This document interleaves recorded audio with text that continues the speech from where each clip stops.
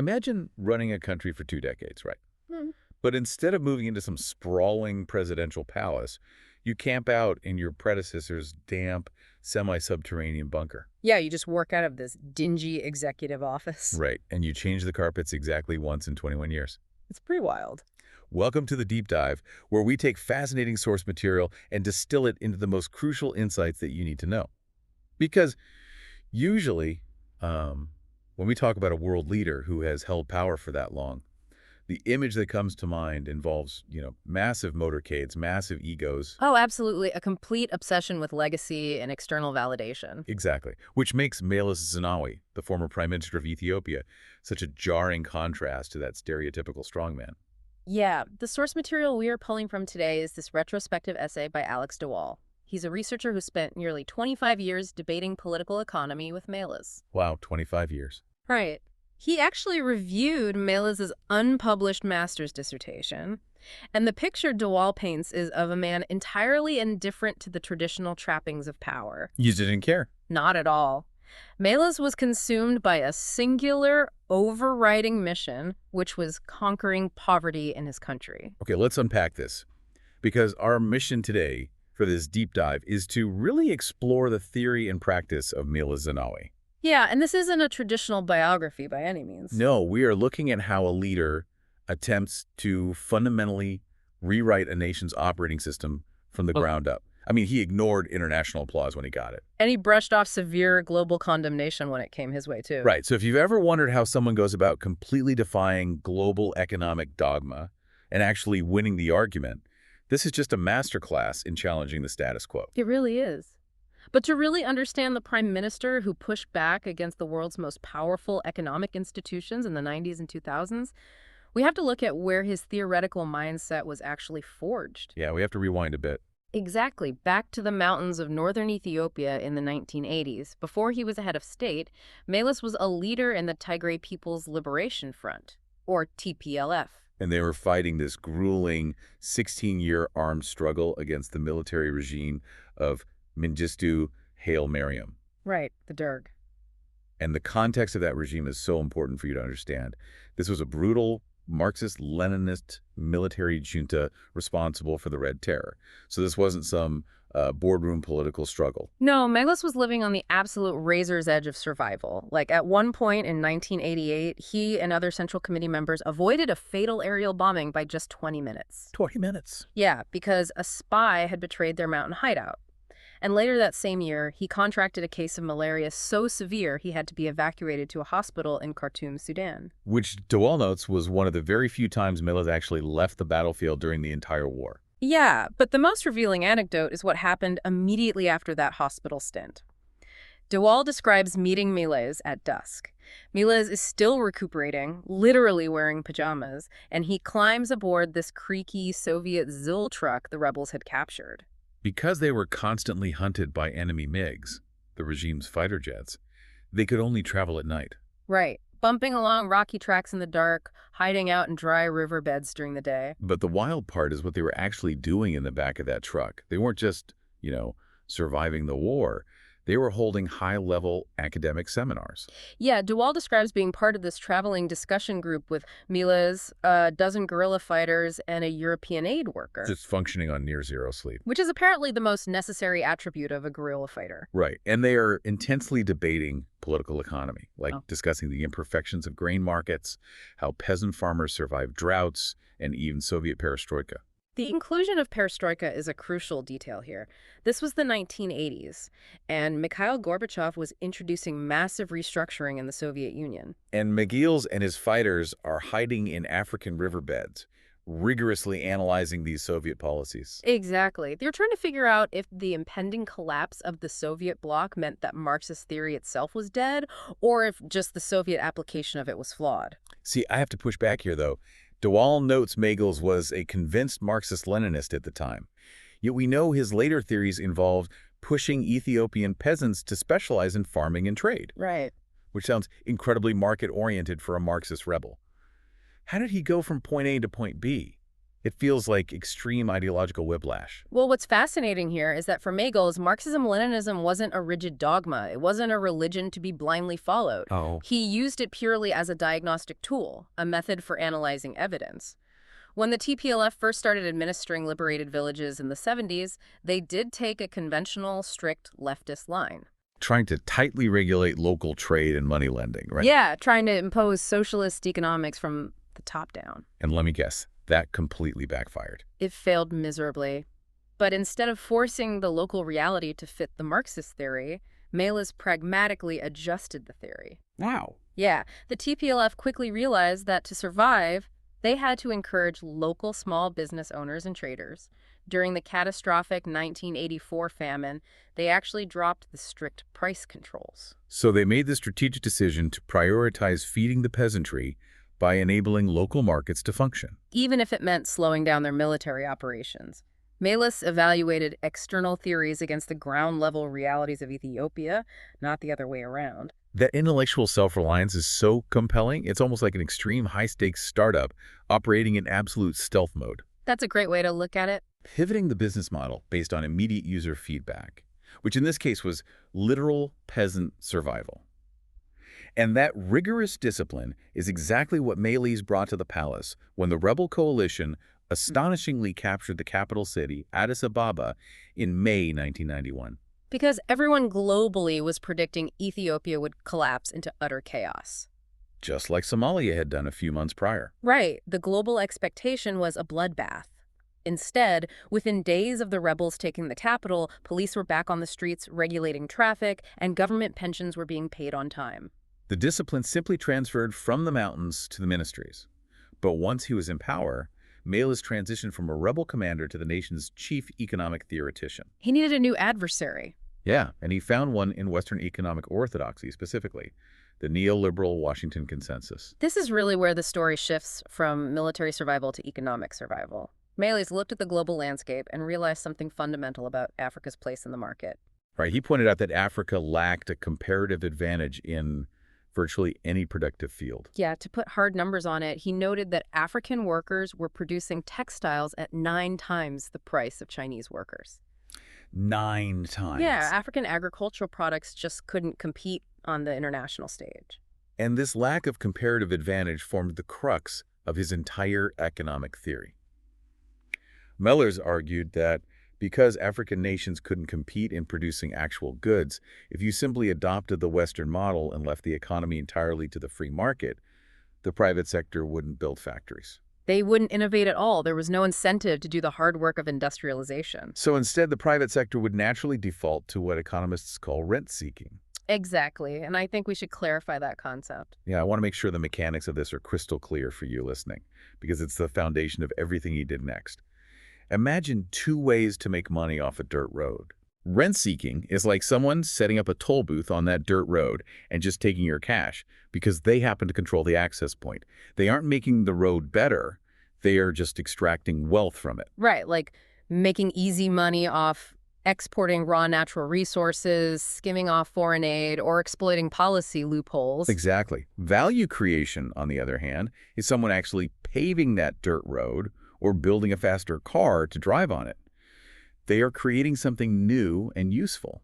And Meles' argument was that in a desperately poor country with no comparative advantage, the free market will inevitably choose the toll booth. It's the path of least resistance. Right. Why risk capital trying to build a shoe factory when you can just bribe a customs official and get a monopoly on importing cheap shoes? But wait, if the natural gravitational pull of the free market is to just build endless toll booths, how did Meles plan to force people to actually pave the roads and build the cars? Like, how do you mandate value creation if the market refuses to do it? Well, he designed what he called the democratic developmental state. Right. The prevailing Western neoliberal approach dictated that developing nations should shrink the state, create a non-interventionist, night watchman government that balances the budget and then just gets out of the way of the private sector. But Meles argued this was a total dead end for Africa. Completely. You cannot change a rent-seeking economy by shrinking the government because the private sector will just keep rent-seeking. So you need an activist, highly capable, and autonomous state to intentionally grab the private sector by the collar and force it toward long-term value creation. Which meant the state had to retain control of the biggest economic levers. MELES postponed private land ownership. He kept tight state control over the telecommunications industry and the financial sector. He used state-owned banks to direct credit toward domestic manufacturing rather than letting private banks loan money for quick turnaround imports. Yeah, and he was completely unafraid to fight the biggest global institutions on this strategy. There is a fascinating standoff detailed in the text with the IMF. Backed by the Nobel-winning economist Joseph Stiglitz, right? Yes. The clash with the IMF and the World Bank, often collectively referred to as the Bretton Woods institutions, it perfectly encapsulates Meles' approach. The IMF had a policy at the time regarding foreign aid. What was the policy? They considered international aid to be too unpredictable to be included in a developing nation's core budget planning. Wait, I'm lost on the logic there. So if a foreign government gave Ethiopia $50 million specifically to build new hospitals and roads, the IMF wouldn't let Ethiopia put that money into their official infrastructure budget. Precisely, because the IMF argued that if the donor country suddenly changed its mind the next year and pulled the funding, Ethiopia would be left with half-built hospitals and a massive budget deficit they couldn't finance. Oh, wow.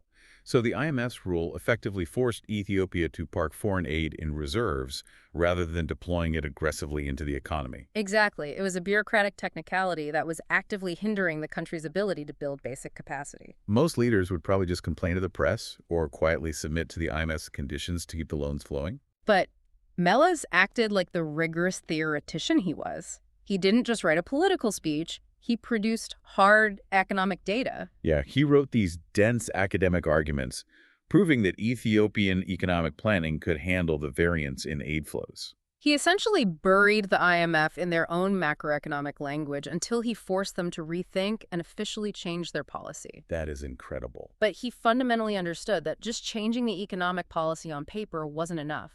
Fighting the IMF was only half the battle. Right, if this developmental state was going to work, he had to fundamentally change the psychology of the entire Ethiopian nation. He had to create what he called the hegemony of value creation. Which moves us into the ideas he was exploring in his draft dissertation, titled African Development, Dead Ends and New Beginnings. Meles was looking closely at the Asian tiger economies, specifically places like South Korea and Taiwan. Right. Countries that had successfully subverted Western neoliberal dogma in the mid-20th century to achieve massive economic growth.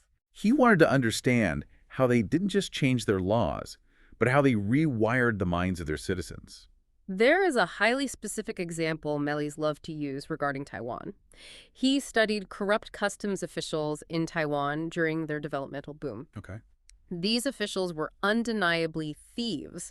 They were regularly taking bribes at the ports. But Meles noticed a pattern. The officials would exact a steep 12% bribe on imported consumer goods, things like luxury cars or high-end electronics. Yeah. However, they demanded absolutely zero bribes on imported capital goods, the heavy machinery, the industrial looms, the tools needed to build domestic factories. Here's where it gets really interesting. Think about the mechanics of that. Meles was pointing out that in Taiwan, the concept of national development had become so deeply internalized, so overwhelmingly hegemonic, that even the criminals followed the developmental norm. Right. The corrupt officials implicitly understood the assignment. Yeah, you can skim off the top of the luxury imports, but if you tax the machinery, you are crippling the nation's future industrial capacity. And Meles wanted to engineer an Ethiopian society where that exact mindset was universal, where value creation was so deeply embedded in the culture that every citizen, from the highest minister down to the local trader, prioritized building national capacity over quick, extractive wealth. But practically speaking, did he actually think he could install this shared, unified mindset across Ethiopia? We're talking about a vast, incredibly diverse country with over 80 different ethnic groups emerging from decades of feudalism and Marxist military dictatorship. He was pragmatically optimistic, but the text shows he wasn't blind to the immense difficulty of the task. Meles openly admitted to de Waal that his ruling party had severely neglected political education in their early years of governance. They were so focused on administrative stability that they forgot to teach the population why they were making these difficult economic choices. Exactly. And this neglect led to a massive internal crisis within his own party in 2001, shortly after a bitter border war with Eritrea. De Waal mentions this internal debate was fierce, and it was filled with heavy Marxist terminology. Meles was accused by his own party members of veering from their ideological path. They were throwing around terms like Bonapartism and the Kulak line. Yeah, the use of those specific terms tells you a lot about the deeply academic Marxist roots of the ruling party. Bonapartism refers to a military leader imposing absolute order from above, ignoring the democratic will of the masses. So essentially accusing Meles of becoming a dictator. Exactly.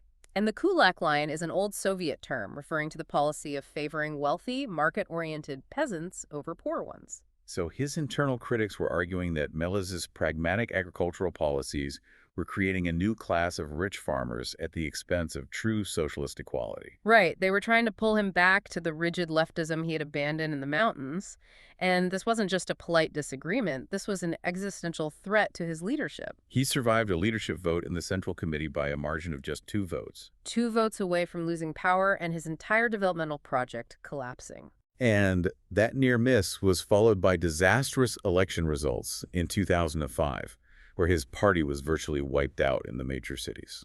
It proved just how fragile this mindset shift really was. The urban population was clearly rejecting the slow, grinding nature of his developmental state. But Meles believed that the sheer, overwhelming force of results would eventually change the culture. He argued that by delivering unprecedented infrastructure dams, roads, universities, and sustaining near 10% annual economic growth over a decade, the tangible benefits of value creation would eventually take deep root in the Ethiopian psyche. So what does this all mean for the core tension of his philosophy? Because this absolute obsession with forcing economic growth and establishing this hegemony of value creation is what drove the most heavily debated aspect of Meles' theory. Right, his view on democracy and human rights. And, we need to be really clear here for you listening. We are strictly impartial on this. We aren't endorsing either side. We're simply unpacking the conflicting viewpoints presented in the source material. Exactly, because this brings up a profound conflict between Meles' developmental theory and the framework of liberal democracy. Yeah, Dewall points out that human rights organizations and political opponents fiercely criticize Meles. They viewed his theories as a thin veil for authoritarianism. They argued that his system fundamentally denied citizens the chance to vote for real political alternatives by tightly restricting opposition parties, independent media, and civil society. Their argument is essentially that economic growth shouldn't come at the cost of basic civil liberties. So what does this all mean? How did Meles respond to that? He argued that a developmental state could be authoritarian, but because of Ethiopia's ethnic diversity, it needed democratic legitimacy. How did he reconcile tightly controlling the state with claiming democratic legitimacy? Well, if we connect this to the bigger picture, he had a direct counterargument in his dissertation. He argued that true, sustainable democracy is structurally impossible in a society characterized by abject poverty and pervasive rent-seeking. Structurally impossible. Right. He feared what he termed a no-choice democracy, or a trickle-up democracy.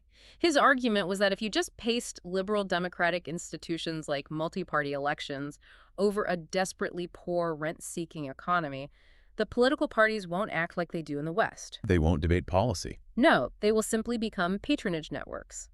Politics just becomes a zero-sum death match over who gets to control the state apparatus so they can loot the resources and distribute them to their specific ethnic or political base. So he viewed human rights and liberal democracy as the byproducts of economic development, not the prerequisites for it. Exactly. You can't have a functioning democracy until you have a society that has already established value creation as its dominant culture. Because of this, he preferred a stable, dominant political coalition rooted in the peasantry. He compared his ideal setup to the dominant party systems that existed in post-war Japan or Sweden during their periods of rapid, uninterrupted economic growth.